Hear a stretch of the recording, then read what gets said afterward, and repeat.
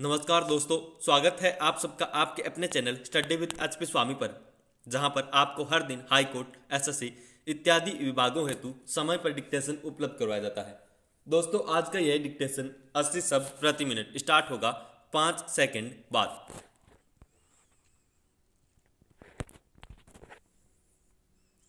Start. महोदय, समाज कल्याण संस्थाओं का काम बहुत बड़े परिमाण में आजकल इसके लिए अनुदान भी पहले से कहीं अधिक दिए जाते हैं। पंचवर्षीय योजना में हम इस पर अधिकाधिक धन खर्च करते हैं और आजकल समाज कल्याण का कार्य करने वाले पूर्णकालिक कार्यकर्ता भी पहले से बहुत अधिक है। लेकिन मैं ऐसा अनुभव करती हूँ कि जैसे जैसे हमारे व्यय और कार्यक्रम बढ़ते जाते हैं, वैसे वैसे इस काम में व्यक्तिगत उत्साह और लगन की भावना घटती जाती है। अध्यक्ष महोदय ने मिशनरी भावना का उल्लेख किया और मैं भी अनुभव करती हूँ कि आज वह नहीं है। मैं यह केवल बोर्ड के बारे में ही नहीं बल्कि सामाजिक कार्य के समस्त क्षेत्र के बारे में कह रही हूँ। फिर स्वेच्छा सेवा प्रयास फिर भी कुछ कम होते जा रहे हैं। ऐसा भी होता है कि जब विचार संस्था बुद्ध हो जाते हैं तो उनमें कुछ न कुछ आशयुक्त काम करने की भावना आ जाती है।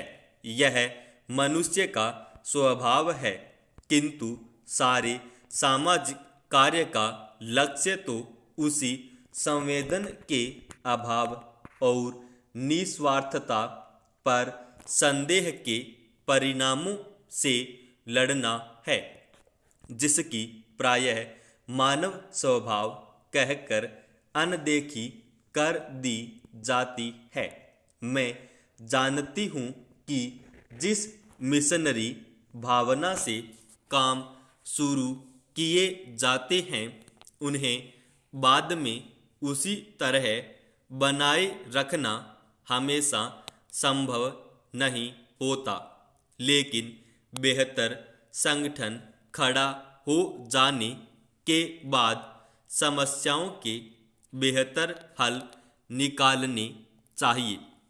अतः ये केवल अनुदानों से ही संतोष नहीं कर लेना चाहिए, बल्कि यह ध्यान रखना चाहिए कि इस सामाजिक कार्य के पीछे जिससे कि सामाजिक परिवर्तन हो रहा है, उद्देश्य क्या है।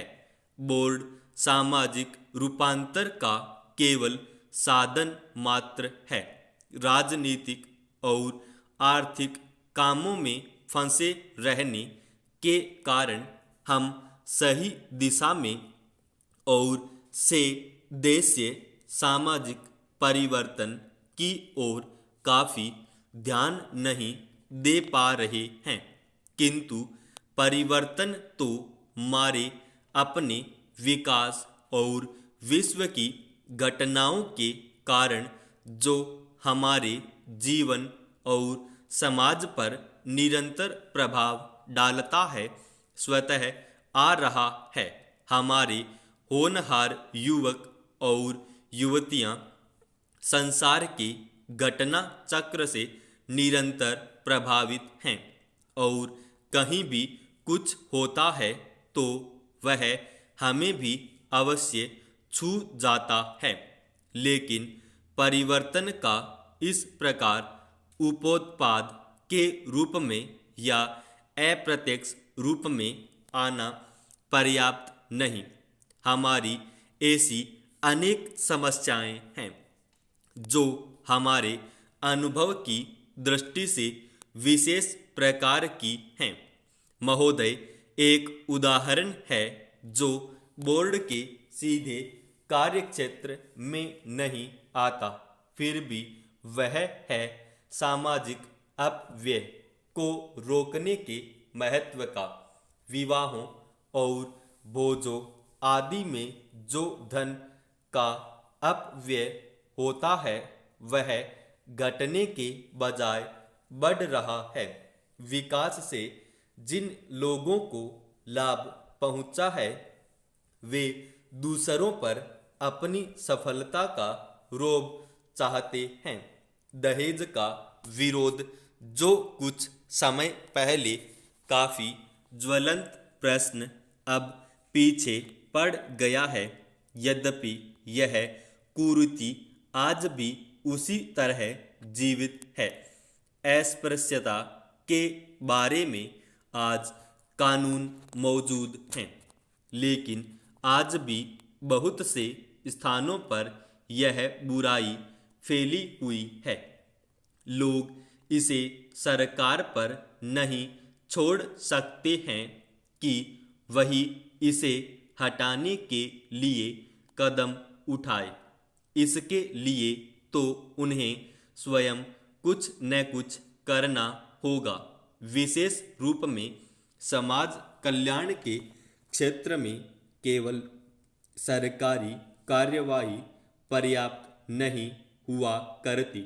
जनता और सरकार दोनों को मिलकर एक दूसरे का हाथ मजबूत करना चाहिए और पूरे अधिकतम सहयोग से काम करना चाहिए। अपने कार्यक्रमों को करने के अतिरिक्त समाज कल्याण संगठनों को भी अंधविश्वासों से लड़ने और लोगों में तर्कसंगत दृष्टिकोण अपनाने की ओर ध्यान देना चाहिए।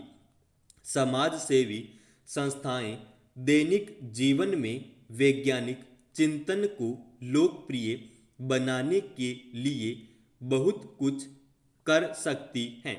जाति या समाज के नाते हम लोगों को स्वास्थ्य और शिक्षा की ओर कहीं अधिक ध्यान देने की आवश्यकता है।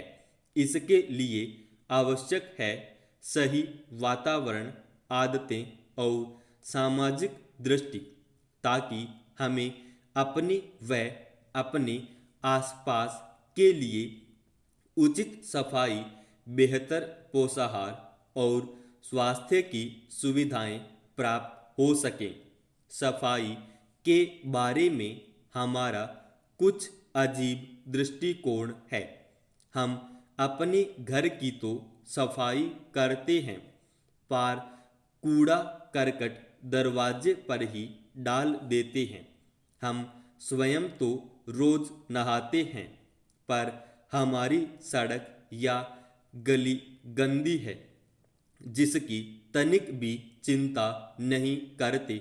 बड़े शहरों में और उन इलाकों में भी जहां पढ़े लिखे और खाते पीते लोग रहते हैं, कूड़ा करकट जमा रहता है और कोई इसकी परवाह नहीं करता। स्पष्ट रूप से यह स्त्रियों की संस्थाओं और समाज कल्याण संगठनों का काम है।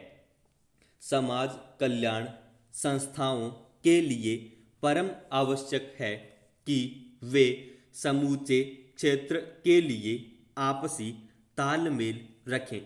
सरकारी विभागों का आपसी तालमेल बहुत आवश्यक है, जिससे स्थिति सुधर सकती है। समाप्त।